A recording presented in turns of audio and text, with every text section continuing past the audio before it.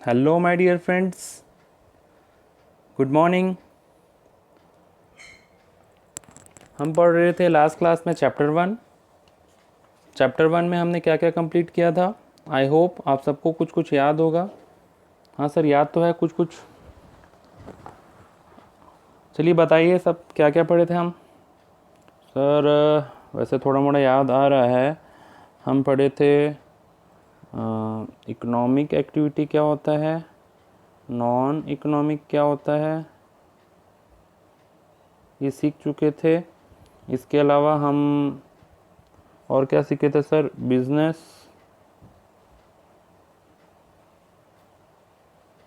Business profession employment,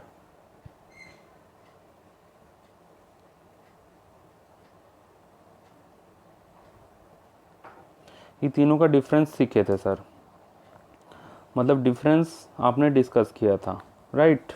मेरे ख्याल से यही सब चीज़ डिस्कस हुआ था। आज आगे बढ़ते हैं हम इसी से। हाँ सर, बता दीजिए आगे। बिजनेस प्रोफेशन और एम्प्लॉयमेंट का डिफरेंस मैंने बताया था आपको in my verbal terms, in my own language.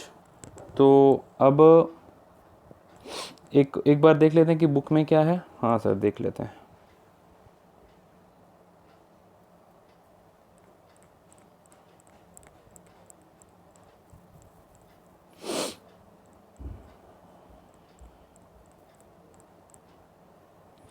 अभी मैं आपके सामने एक बुक का पेज लेकर के आऊँगा, उसको हम डिस्कस करेंगे। ठीक है? हाँ सर, ठीक है।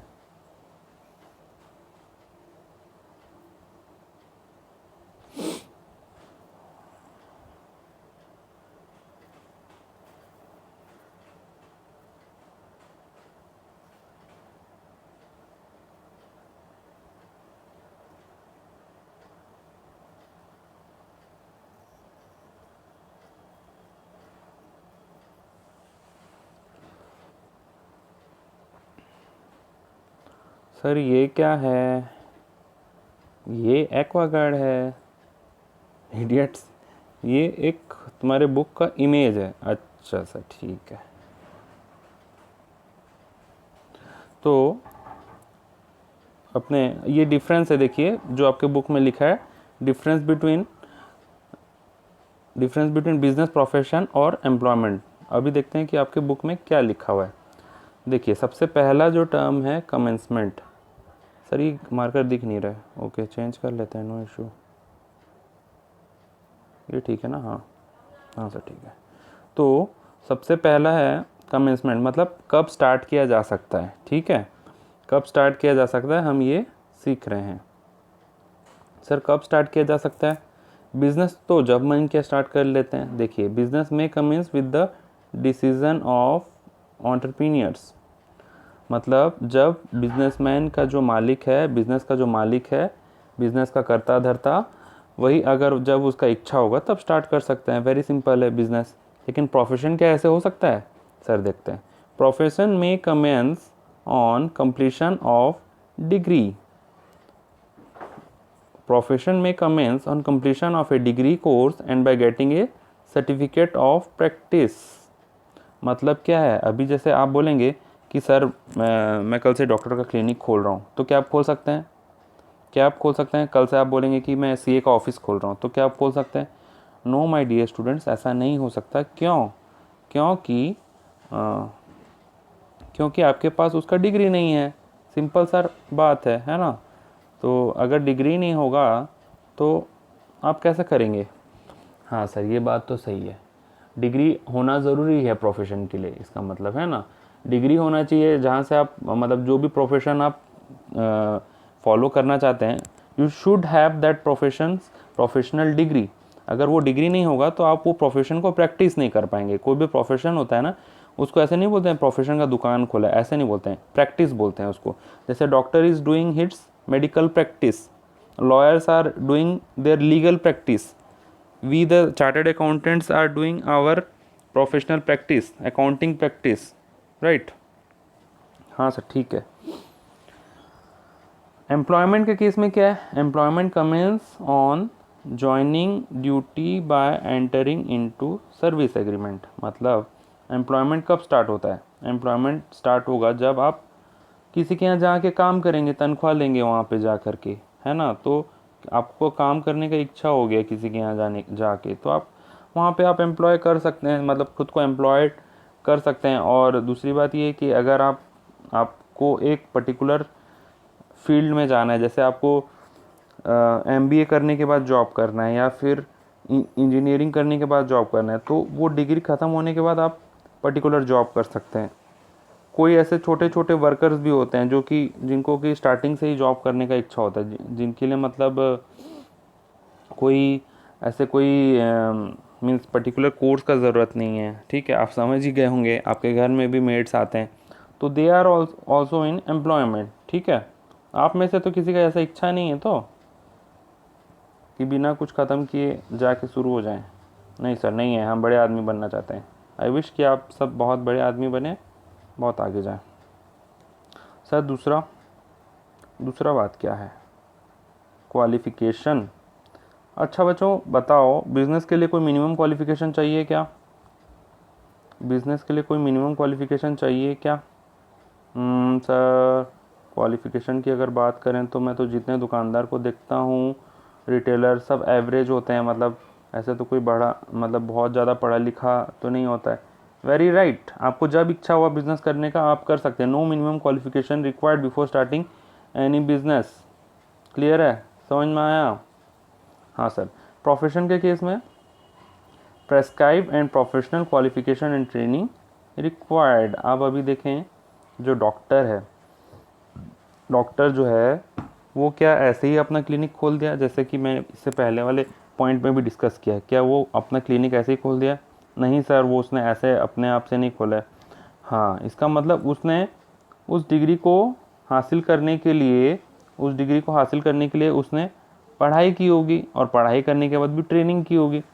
जैसे कि डॉक्टर्स का भी ट्रेनिंग होता है, जो जूनियर डॉक्टर्स होते हैं, जो पढ़ाई करते हैं MBBS करने के बाद उनका ट्रेनिंग होता है, PG का कोर्स होता है, तो वो किसी सीनियर डॉक्टर के अंडर में ट्रेनिंग करते हैं। आप देखे होंगे हॉस्पिटल में there are some junior doctors who are undergoing training under senior doctor, ठीक है सर?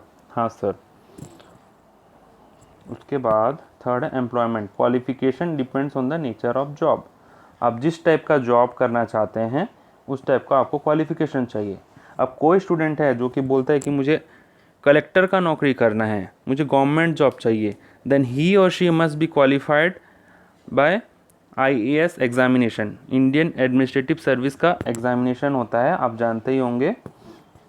उसका जॉब करने के लिए मतलब अगर किसी को कलेक्टर बनना है तो उस लेवल का एग्जामिनेशन पास किया होना चाहिए, उस लेवल का क्वालिफिकेशन होना चाहिए। अच्छा सर। और किसी को जस्ट आप में से नहीं, जैसे कोई भी इंसान है जिसको जस्ट एक स्टाफ, नॉर्मल स्टाफ बनना है कोई भी शॉप का, तो उसको कोई क्वालिफिकेशन का ज़रूरत है? नो सर, नहीं चाहिए। वो तो 5वीं फेल भी होगा तो भी चलेगा। यस, ये वही बात है। मतलब जिस टाइप का आपको जॉब करना है उस टाइप का क्वालिफिकेशन आप रख लीजिए। अगर आपको इंजीनियर का जॉब करना है then you should qualify engineering, only after that you can job engineering से रिलेटेड जॉब, ठीक है। अगर आपको CA से रिलेटेड जॉब करना है तो आपको CA का एग्जामिनेशन ख़त्म करना पड़ेगा। अगर आपको कलेक्टर बनना है तो कलेक्टर से रिलेटेड आपको जो कोर्स है इंडियन एडमिनिस्ट्रेटिव सर्विस का वो पूरा करना पड़ेगा। दैट मीन्स सर मेरा जब मन करेगा मैं तभी एम्प्लॉयमेंट शुरू कर सकता हूँ? हाँ माय डियर स्टूडेंट्स, आप जब आपका इच्छा हो तब शुरू कर सकते हैं। देयर इज़ नो बाउंड्री कि आपको ये पर्टिकुलर कोर्स करने के बाद ही आपको एम्प्लॉयमेंट मिलेगा। लेकिन इसमें एक बात है, जिस टाइप का आपका क्वालिफिकेशन होगा उसी से रिलेटेड आपको जॉब मिलेगा। हाँ सर, कुछ बात समझ में आया। इन्वेस्टमेंट, मुझे बताओ, ये बुक का बात छोड़ो, बिज़नेस स्टार्ट करने के लिए इन्वेस्टमेंट चाहिए या ना चाहिए? नहीं चाहिए सर, इन्वेस्टमेंट तो चाहिए। अगर इन्वेस्टमेंट नहीं होगा तो हम हमारे शॉप को खरीदेंगे कैसे? शॉप में भी जो सामान होता है उसको कैसे खरीदेंगे, है ना? तो देखते हैं वही चीज़ लिखा है क्या बुक में। Capital requirement depends on the scale of business मतलब आप जितना बड़ा बिजनेस करेंगे आपको उतना कैपिटल रिक्वायरमेंट चाहिए होगा। अच्छा सर, ठीक है। और इस सॉरी प्रोफेशन के केस में क्या बहुत ज़्यादा इन्वेस्टमेंट चाहिए? सर इन्वेस्टमेंट तो चाहिए, ये बात है, लेकिन limited capital is required, limited investment is required. अभी आप जहाँ देखेंगे जैसे डॉक्टर का क्लिनिक है या सीए का क्लिनिक है, तो क्या उसमें बहुत ज़्यादा पैसा लगता है क्या? नहीं सर, बहुत ज़्यादा तो कुछ नहीं होता। एक रूम होता है और एक टेबल होता है और एक छोटा सा बेड भी होता है ताकि चेकअप कर पाए डॉक्टर, ठीक है। और एक छोटा सा टेबल होता है और इसके अलावा और क्या सर, और कुछ नहीं होता है, बस पेन पेंसिल वगैरह वो सब, पेन रहता है और तो कुछ नहीं होता है, थोड़ा मोटा चीज़ होता है। तो जो कैपिटल रिक्वायरमेंट है, इन्वेस्टमेंट रिक्वायरमेंट, वो किस में ज़्यादा होगा, बिजनेस में या प्रोफेशन में या एम्प्लॉयमेंट में? सर सबसे ज़्यादा तो बिज़नेस में ही कैपिटल रिक्वायरमेंट होगा, क्योंकि जितना बड़ा बिज़नेस करेंगे उसी हिसाब से हमको कैपिटल रिक्वायर्ड होगा, ठीक है। और एम्प्लॉयमेंट की अगर बात करें तो कोई पैसा लगता है क्या, इन्वेस्टमेंट लगता है? No sir, no capital investment is required. Clear है? हाँ सर क्लियर है।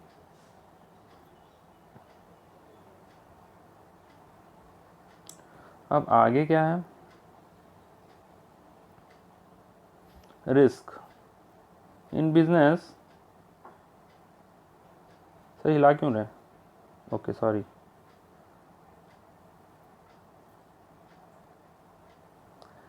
रिस्क किस में ज़्यादा है, बिजनेस में, प्रोफेशन में या एम्प्लॉयमेंट में?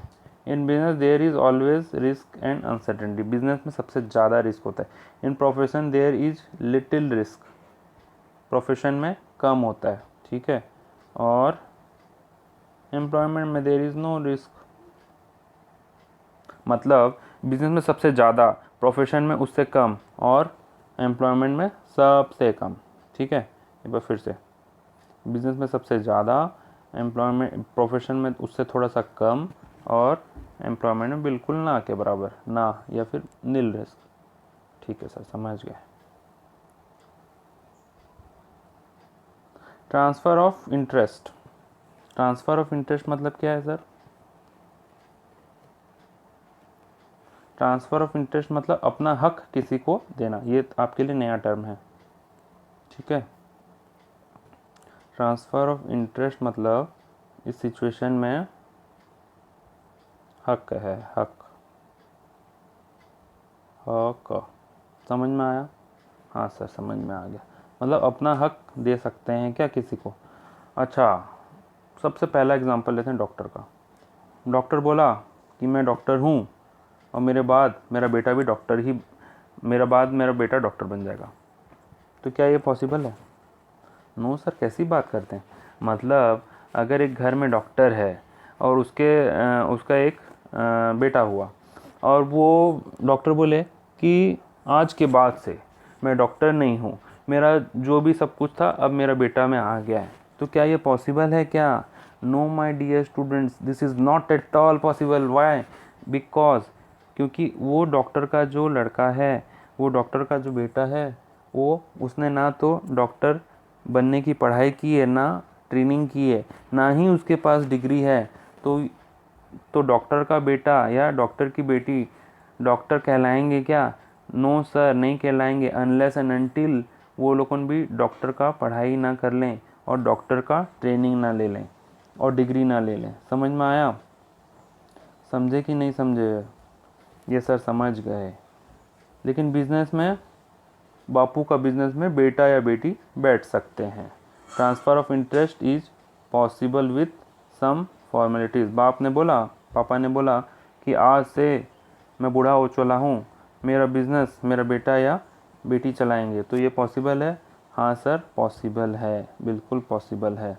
तो इसी को क्या बोलते हैं? Transfer of interest. समझ में आया? ट्रांसफ़र ऑफ इंटरेस्ट इसी चीज़ को बोला जाता है। ओके सर, सही बात है। तो क्या एम्प्लॉयमेंट में ये पॉसिबल है कि जैसे कोई इंसान एम्प्लॉयमेंट में है, लेट्स से मिस्टर ए है एम्प्लॉयमेंट में, और ए बोले कि अभी मैं एम्प्लॉयमेंट में हूँ और मेरे बाद मेरा बेटा या मेरी बेटी एम्प्लॉयमेंट में आ जाएंगे इसी प्लेस में, तो क्या ये पॉसिबल है? Not possible to transfer the service contract, क्योंकि ज़रूरी नहीं है कि ए के पास जो डिग्री है, ए के जो चिल्ड्रन है उसके पास भी वही डिग्री हो। और इस केस में इसीलिए ट्रांसफ़र ऑफ इंटरेस्ट पॉसिबल नहीं है। लाइक प्रोफेशन में भी पॉसिबल नहीं है और एम्प्लॉयमेंट में भी ट्रांसफ़र ऑफ इंटरेस्ट पॉसिबल नहीं है। ओके सर, समझ में आया? ट्रांसफ़र ऑफ इंटरेस्ट वाला पॉइंट समझ में आया कि नहीं आया? ट्रांसफ़र ऑफ इंटरेस्ट वाला पॉइंट समझ में आया? हाँ सर, समझ गया। ठीक है सर। 6 नंबर जो पॉइंट है, मेन ऑब्जेक्टिव मतलब क्या है? बिजनेस करने का कारण, प्रोफेशन करने का कारण और एम्प्लॉयमेंट करने का कारण क्या है?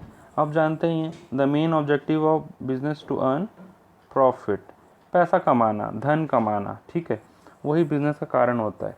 लेकिन आगे जाके आप पढ़ेंगे, बिजनेस का कारण प्रॉफिट कमाना तो होता ही है, लेकिन क्या सिर्फ प्रॉफिट कमाना बिजनेस का काम होता है, कारण होता है?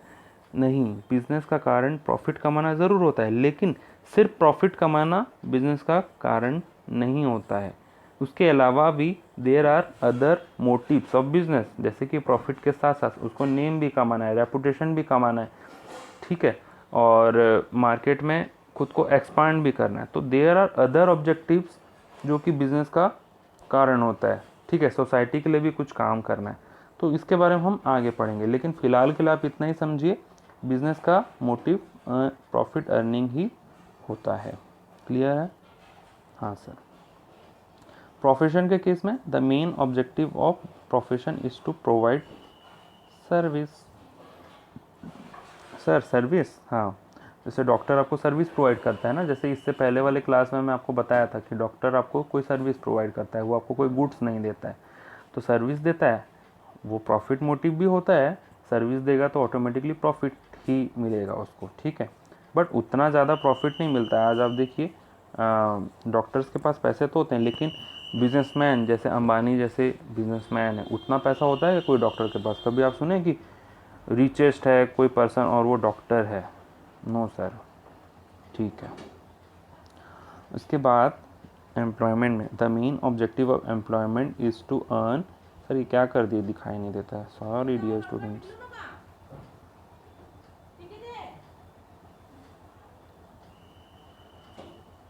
तो the main objective of employment is to earn income in the form of salary by satisfying the employer. समझे sir? Oh sir, dear students, मतलब एम्प्लॉयमेंट का मकसद क्या होता है? The main objective of employment is to earn income in the form of salary by satisfying the employer, मतलब employer के according काम करो, फिर एम्प्लॉयमेंट आपको सैलरी, एम्प्लॉयर आपको सैलरी देगा। सर एम्प्लॉयर मतलब मालिक जिसके अंडर में आप काम करते हैं, ठीक है, आप एम्प्लॉयर के अकॉर्डिंग काम करिए, एम्प्लॉयर आपको सैलरी देगा, ठीक है, तो उसमें इनकम कमाना ही मोटिव होता है। तो सर बिजनेस में क्या मोटिव होता है, एक बार फिर से बता दीजिए। बिजनेस में मोटिव होता है प्रॉफिट, प्रोफेशन में मोटिव होता है टू प्रोवाइड सर्विस, और एम्प्लॉयमेंट में क्या मोटिव होता है? सैलरी कमाना। क्लियर है? हाँ सर क्लियर है। इसके बाद कोड ऑफ कंडक्ट, देखिए आपके लिए नया टर्म है, ध्यान से पढ़िए। कोड ऑफ कंडक्ट मतलब क्या है? कोड ऑफ कंडक्ट मतलब रूल्स होता है, रूल्स। एक मिनट,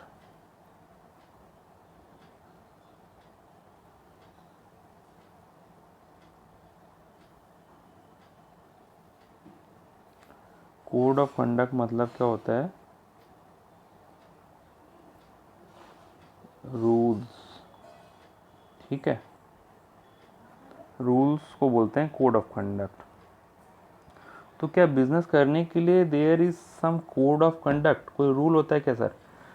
सर वैसे तो रूल होता है कि मतलब थोड़े सही तरीके से बिज़नेस करें, ठीक है, बट ऐसे कोई स्पेसिफिक रूल नहीं होता है। आप बिज़नेस में अपने अपने आप खुद बॉस हैं, आप अपने खुद बॉस हैं। No prescribe code of conduct in business, कोई बिजनेस में कोई कोड ऑफ कंडक्ट नहीं होता है सर, ठीक है। लेकिन क्या प्रोफेशन में कोई कोड ऑफ कंडक्ट होता है? हाँ my dear students, code of conduct is prescribe by the professional association. मतलब रूल कौन बताता है? Professional association. Sir professional association मतलब याद कीजिए, लास्ट क्लास में मैंने बताया था, हर एक प्रोफेशन के लिए there is a professional association. कुछ याद आया? सर नहीं। जैसे कि डॉक्टर के लिए मेडिकल काउंसिल है, ठीक है, लॉयर्स के लिए बार काउंसिल है, और चार्टर्ड अकाउंटेंट्स के लिए ICAI नाम का एक प्रोफेशनल एसोसिएशन है, जिसका फुल फॉर्म है institute of chartered accountants of India, ठीक है। तो उसी को बोलते हैं प्रोफेशनल एसोसिएशन। अच्छा सर, तो कोड ऑफ कंडक्ट कौन बताता है? कोड ऑफ कंडक्ट जिस प्रोफेशन में आप हैं, तो आपको उस प्रोफेशन का प्रोफेशनल एसोसिएशन बताएगा। अच्छा सर, समझ में आया? मेरे ख्याल से आपको ये बात समझ में आया है। अगर नहीं आया होगा तो आप कमेंट में मेरे से पूछ सकते हैं, बिल्कुल।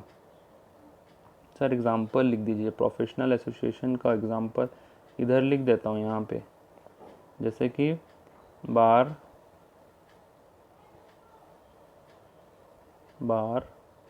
काउंसिल,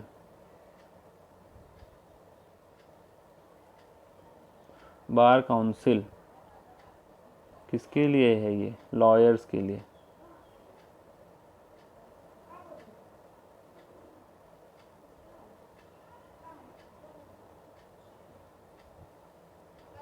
यहाँ जगह नहीं है तो मैं ज़्यादा नहीं लिख पा रहा हूँ, आप सुन लीजिए। एसोसिएशन बार काउंसिल है लॉयर्स के लिए, समझ में आया? तो कोड ऑफ कंडक्ट कौन बताएगा, मतलब रूल्स कौन बताएगा लॉयर्स को? बार काउंसिल बताएगा, ठीक है। हाँ सर, ठीक है। अब सर्विस एम्प्लॉयमेंट के केस में सर कौन सा क्या है, थोड़ा सा डाउट हो रहा है, एक बार दिखा दीजिए। देखिए ये फर्स्ट जो कॉलम है ना, ये फर्स्ट कॉलम है आपका बिजनेस का, सेकंड, ये फर्स्ट कॉलम है बिजनेस का, ये सेकंड है प्रोफेशन का, और ये थर्ड है एम्प्लॉयमेंट का। तो उसी के अकॉर्डिंग हम डिफरेंस यहाँ पे तैयार कर रहे हैं। अच्छा सर,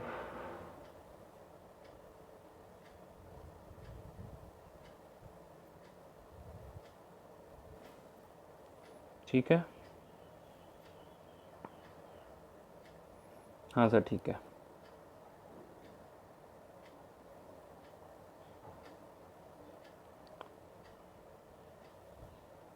अब सर्विस के केस में क्या होता है? The terms and condition of service contract are applicable on employ. मतलब जो आप एम्प्लॉय हैं, जिस फील्ड के आप एम्प्लॉय हैं, मतलब टर्म एंड कंडीशन तो लगेगा ना, जिसके अंडर में आप एम्प्लॉयड हैं, मतलब जो आपका मालिक है वो जो कहेगा वो आपको मानना तो पड़ेगा ना सर? हाँ सर, मानना पड़ेगा, बिल्कुल सही। इसमें क्या नया बात है? वही बात है, और क्या। तो अब आगे बढ़ते हैं।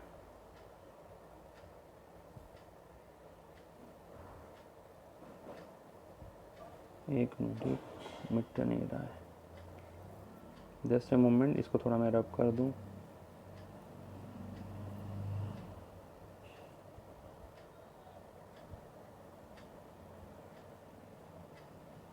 ठीक है sir.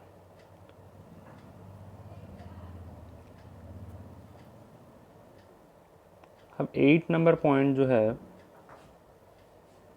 Nature of work involve. तो बिजनेस में कैसा है? It involve production, purchase and sale of exchange of goods and service. मतलब बिजनेस के केस में क्या होता है? या तो देखिए, मैं बताया था प्रोडक्शन होता है, पहले गुड्स प्रोड्यूस किया जाता है, या फिर परचेज करके उसको बेचा जाता है, sale of exchange of goods and services. एक मिनट,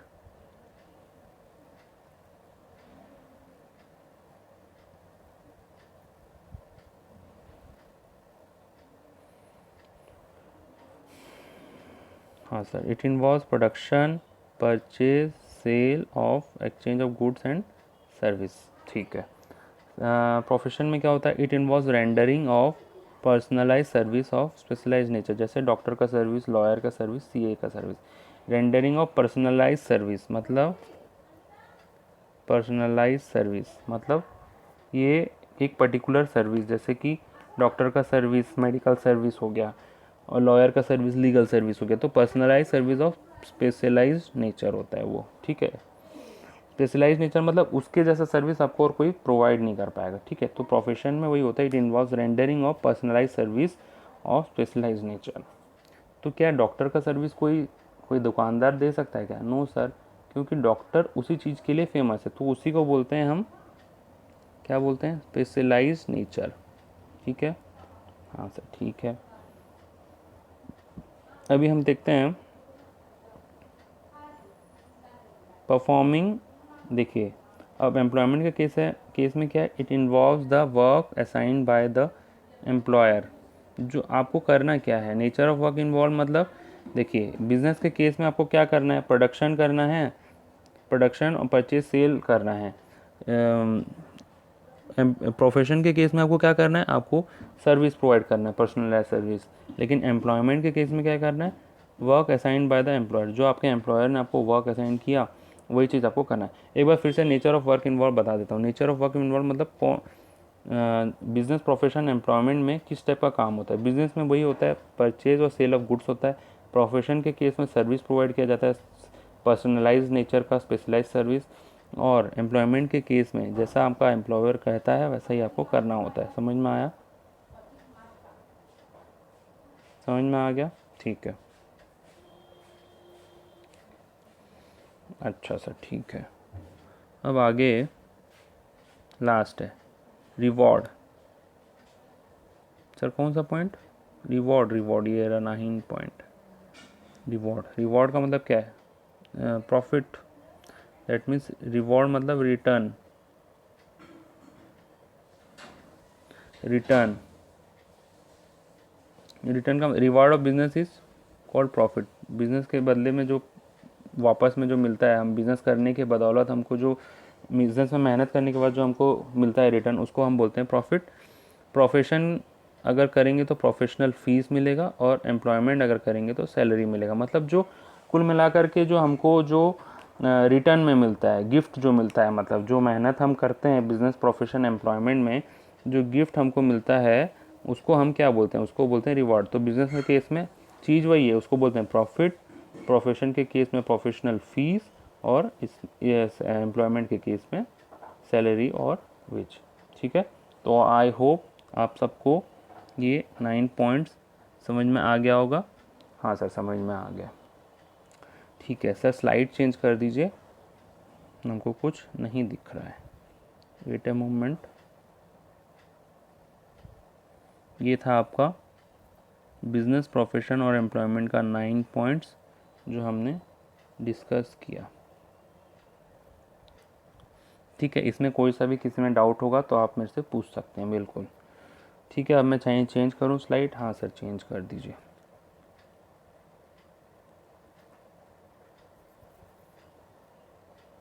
सर आगे क्या पढ़ना है बता रहा हूँ, थोड़ा वेट कर लीजिए। आगे एक और डिफरेंस है जो कि हम पढ़ चुके हैं। अच्छा, तो सर बार बार वही क्यों पढ़ा रहे हैं? आपके बुक में दिया है, आपको पढ़ना है। अच्छा सर, ठीक है। तो देखिए अभी जो डिफरेंस है सर, ये तो हम जानते हैं, इकोनॉमिक नॉन इकोनॉमिक एक्टिविटीज़ आप फर्स्ट क्लास में पढ़ाए थे। अच्छा, वही है ना? थोड़ा देख लीजिए, एक बार से रिवाइज कर लेते हैं इसको।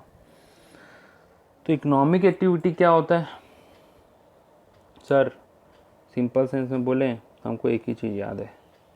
इकोनॉमिक एक्टिविटी मतलब वो एक्टिविटी जिसमें प्रॉफिट मोटिव होता है, अर्निंग प्रॉफिट होता है। नॉन इकोनॉमिक एक्टिविटी मतलब no profit, no profit. Sir इसका मोटिव क्या होता है? सर मैंने एक वर्ड यूज़ किया था, यस सर, याद आ गया, साइकोलॉजिकल सेटिस्फेक्शन, वही चीज़ है। तो दोनों का मेनली अपने दो डिफरेंस, हम अब अपने एक डिफरेंस जाने थे, अभी इसके बारे में और थोड़ा डिटेल में डिस्कस करते हैं। सर क्या है सर, मेरे ख्याल से आपको दिखने में थोड़ा सा तकलीफ आ रहा होगा, मैं जूम कर लेता हूँ थोड़ा।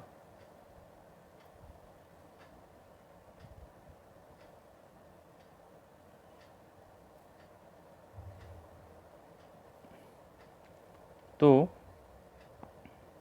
ये है मोटिव, फर्स्ट पॉइंट। ठीक है, एक मिनट।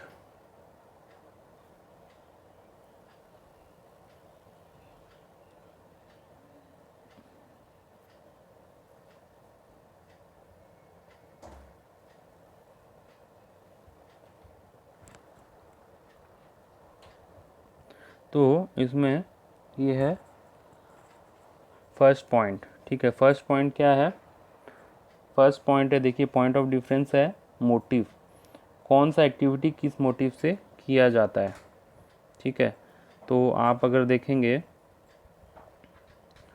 देखें तो economic activities, this activities are undertaken with an economic motive of earning money and creation of wealth. Sir क्या कर दी, कुछ दिखाई नहीं दे रहा है, सॉरी माय डियर स्टूडेंट, मैं मिटा देता हूँ।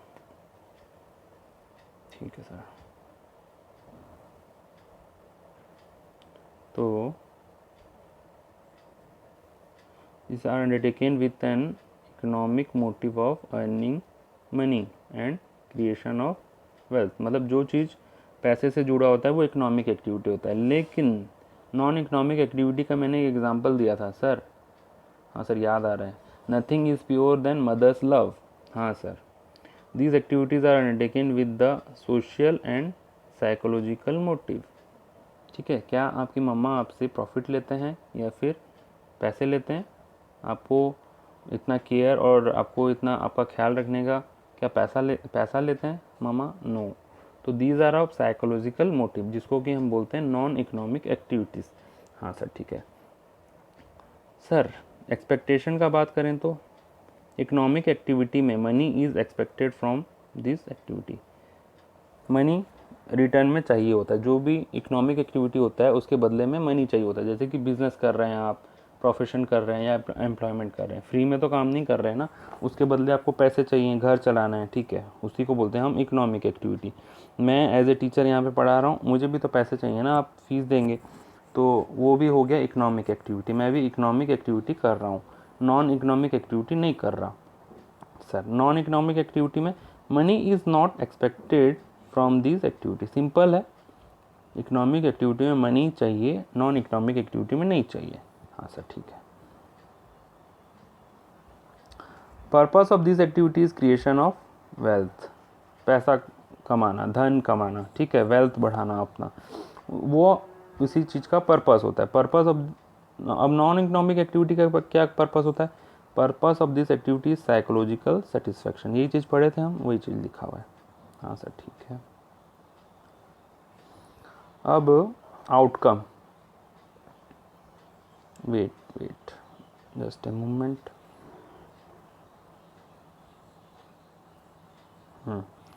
आउटकम की हम चर्चा कर रहे हैं, डिस्कशन कर रहे हैं। Outcome of this activity is production of goods और सर्विसेज। या तो आप गुड्स देंगे जैसे कि बिजनेस में होता है, या आप सर्विस प्रोवाइड करेंगे जैसे कि प्रोफेशन में होता है, जो अभी अभी हम डिस्कस किए। ठीक है, और या तो आप गुड्स देंगे, या तो आप सर्विस प्रोवाइड करेंगे, या तो आप किसी के अंडर में काम करेंगे, तो वो भी सर्विस का ही पार्ट माना जाता है, तो इसके बदले आपको पैसे चाहिए। ठीक है, लेकिन नॉन इकोनॉमिक एक्टिविटीज़ में क्या होता है? The outcome of this activities, एक मिनट सर दिखाई नहीं दे रहा है, the outcome of this activity is mental satisfaction of person who undertakes them.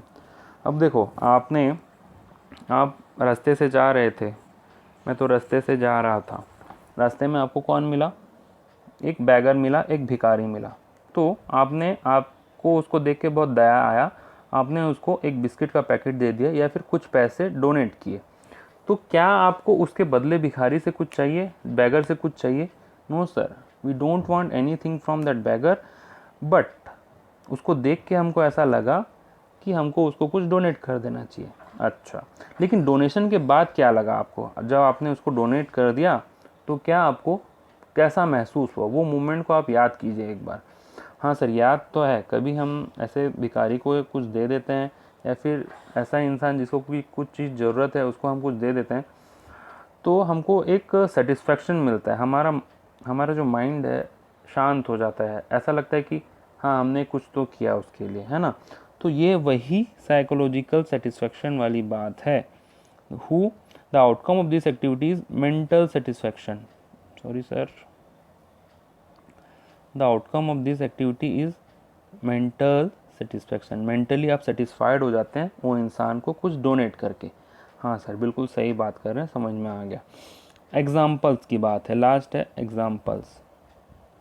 Example sir, example है इकोनॉमिक एक्टिविटी का बिजनेस, प्रोफेशन और एम्प्लॉयमेंट। लेकिन नॉन इकोनॉमिक एक्टिविटी का क्या एग्जाम्पल है? फैमिली ओरिएंटेड एक्टिविटीज़, जैसी मम्मा आपके लिए प्रोवाइड करती हैं, या फिर रिलीजियस एक्टिविटी, या फिर सोशल एक्टिविटी, जैसे कि आपने सोसाइटी के लिए कुछ किया। ठीक है, अभी गर्मियों का टाइम है तो गर्मियों के टाइम में कई लोग सोशल एक्टिविटी करते हैं, जैसे कि ड्रिंकिंग वाटर का फैसिलिटी प्रोवाइड करते हैं थोड़ी थोड़ी जगह पे, ताकि गर्मियों में किसी को प्यास लगे तो वो पानी पी पाए। ठीक है, तो वो सारा एक्टिविटी प्रॉफिट मोटिव से नहीं होता है, अर्निंग प्रॉफिट उसका गोल नहीं होता है। ठीक है सर, सोशल सर्विस हो गया। पेट्रोटिक एक्टिविटीज़, मतलब पेट्रोटिक मतलब देशभक्ति। ठीक है, देशभक्ति।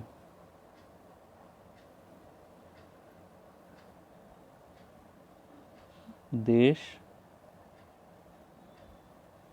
भक्त, जो देशभक्त होता है, जो देशभक्ति से रिलेटेड एक्टिविटी करता है, उसको बोलते हैं पेट्रोटिक एक्टिविटी। ठीक है, तो क्या आप कभी कोई देशभक्ति से रिलेटेड कोई काम किए, सोसाइटी से रिलेटेड कोई काम किए, किसी को कोई डोनेट किए, तो कुछ आपको कुछ प्रॉफिट मोटिव होता है क्या? आपका अर्निंग मनी का मोटिव होता है क्या? नो सर, उसका psychological satisfaction is our motive at that point of time. ठीक है sir, with this we completed two important differences of your curriculum, chapter 1 nature and purpose of business. I hope आप सबको समझ में आया होगा। Sir, पहला डिफरेंस हमने क्या देखा था? हमने देखा था बिजनेस, प्रोफेशन और एम्प्लॉयमेंट का एक डिफरेंस हमने देखा था। सर, एक बार मैं दिखा देता हूँ आपको।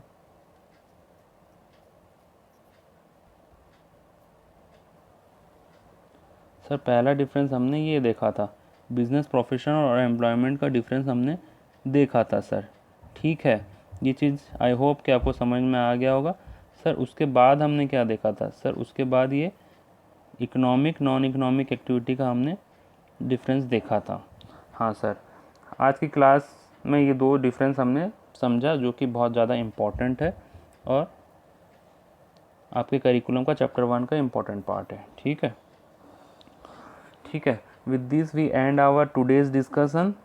आई होप कि आपको समझ में आया होगा। अगर नहीं समझ में आया तो आप मुझसे पूछ सकते हैं, कमेंट बॉक्स में पूछ सकते हैं। और यूट्यूब वाले चैनल को सारे स्टूडेंट्स सब्सक्राइब कर लीजिए, ताकि आपको नोटिफिकेशन आते साथ आपको मिल जाए और लेटेस्ट वीडियो आप देख पाएँ।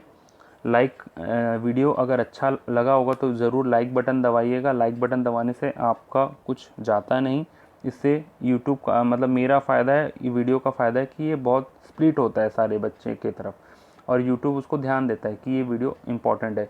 और शेयर ज़रूर कीजिएगा आपके जैसे स्टूडेंट्स के लिए जो कि पढ़ नहीं पा रहे हैं अभी इस दौरान, उनको भी घर बैठे पढ़ने का मौका मिले और उनको भी इस वीडियो से फ़ायदा हो।